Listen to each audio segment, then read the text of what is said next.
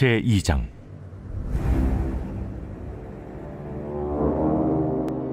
너희 형제에게는 암미라 하고 너희 자매에게는 루하마라 하라.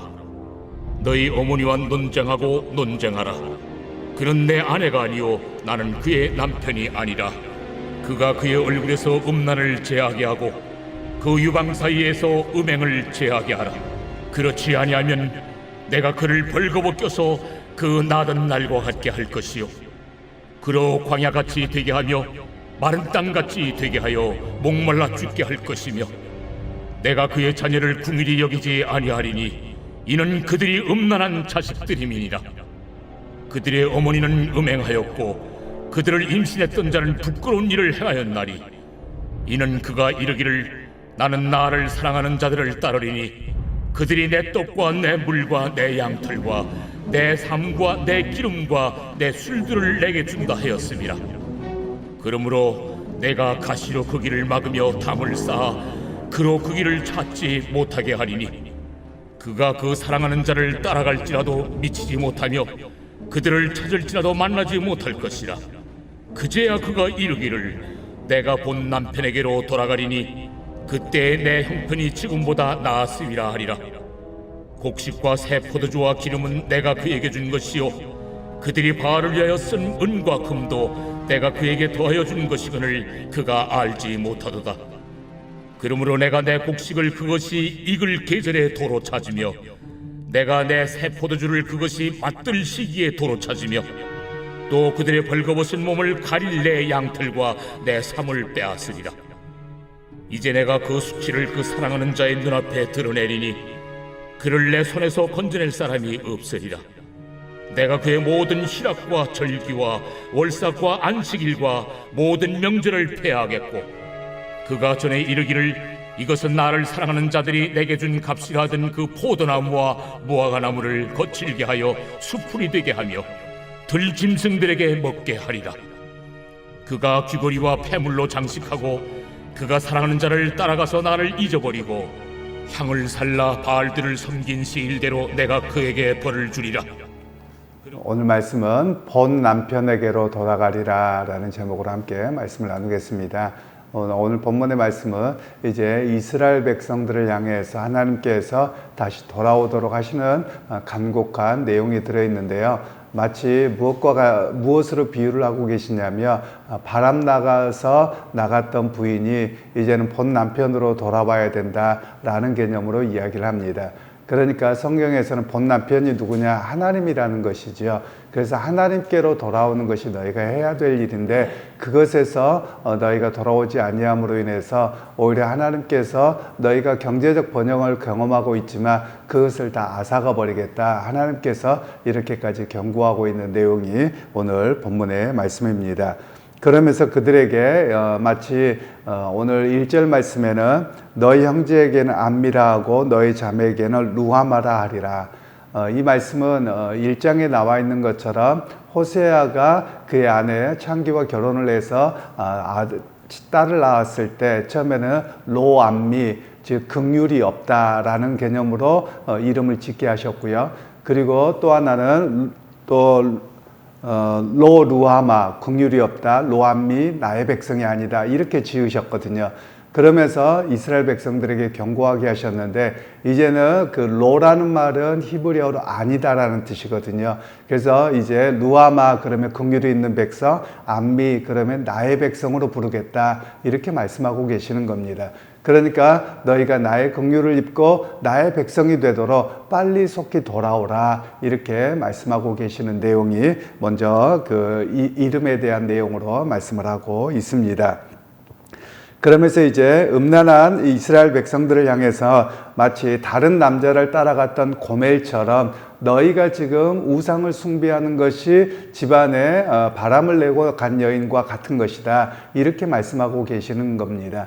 그러면서 너희가 하나님만을 나의 남편으로 여기는 그것처럼 온전히 하나님께로 돌아오는 삶이 되어야 함을 말씀하고 계시는 것이죠.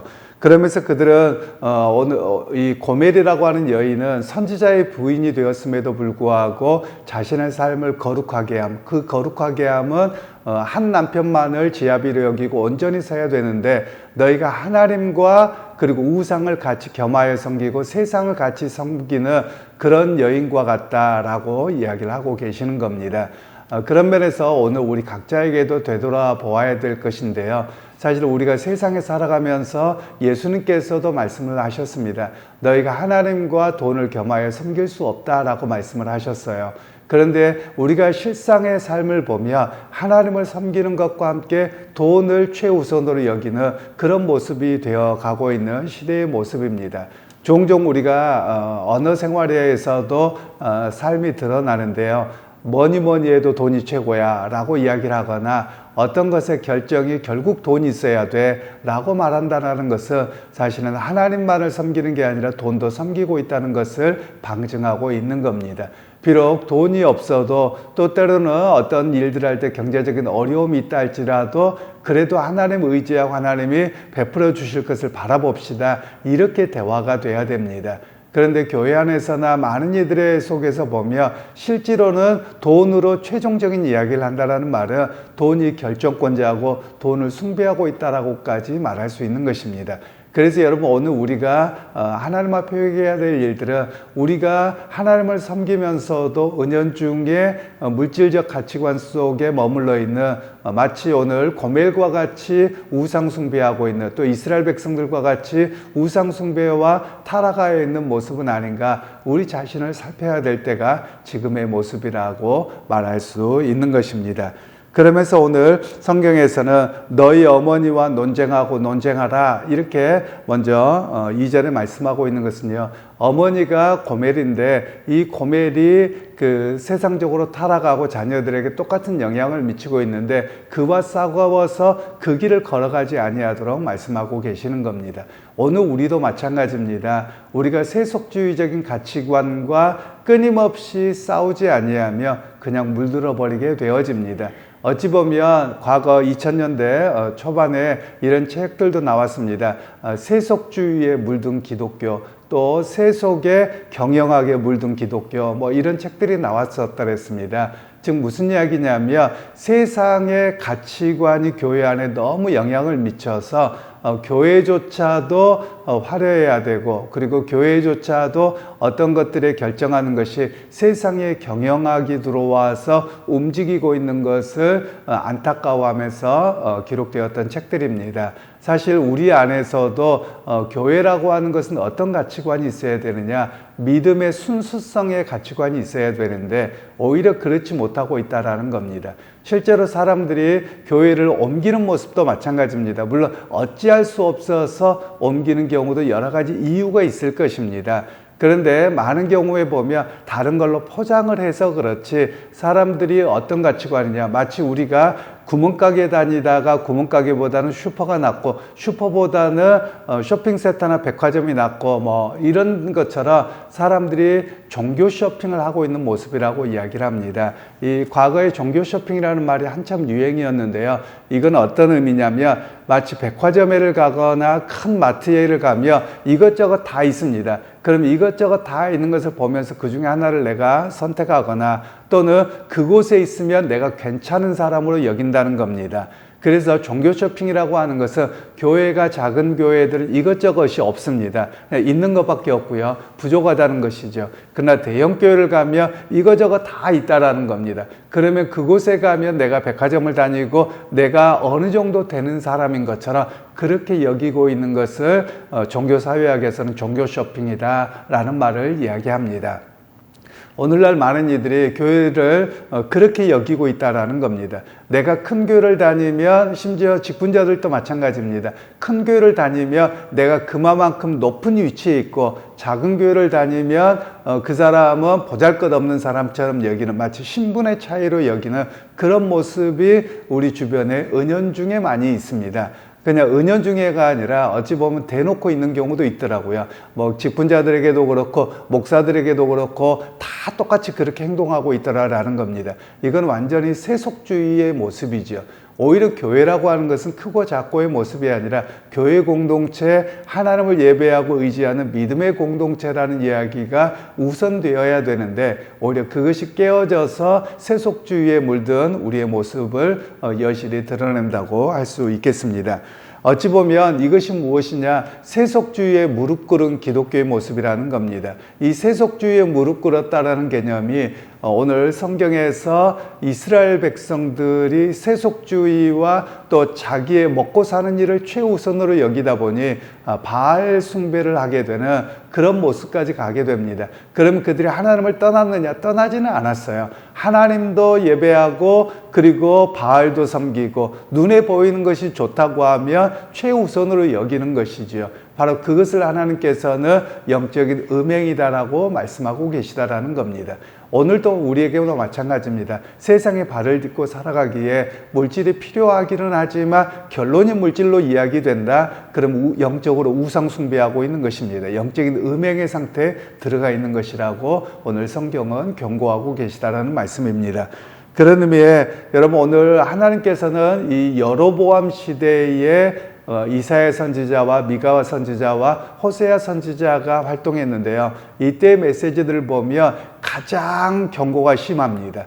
그런데 여로보암 시대 때가 어떤 시대였느냐? 그들이 경제적으로 가장 번영했던 시기입니다. 그러면 하나님께서 바라보는 관점과 오늘 우리가 바라보는 또는 이스라엘 백성들이 바라보는 관점이 정반대였다라는 겁니다. 이스라엘 백성들이나 오늘 우리는 경제적인 부가 복받은 것이다 라고 여기고 그것을 추구합니다. 그런데 하나님은 그게 아니라고 말씀하시는 겁니다.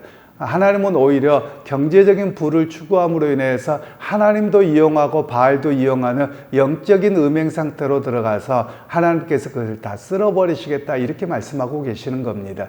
그래서 오늘 우리에게도 말씀하고 계시는 것은 정말 복이 무엇이냐? 경제적으로 풍성한 것이 복이 아니라 오히려 그것이 타락의 방증으로 나타날 수 있다는 겁니다. 그래서 오히려 진정한 신앙은 무엇이냐? 하나님만을 향한 신실함, 하나님만을 의지하고 살아가는 그 믿음의 사명으로 돌아와야 함을 우리에게 말씀하고 계시는 겁니다.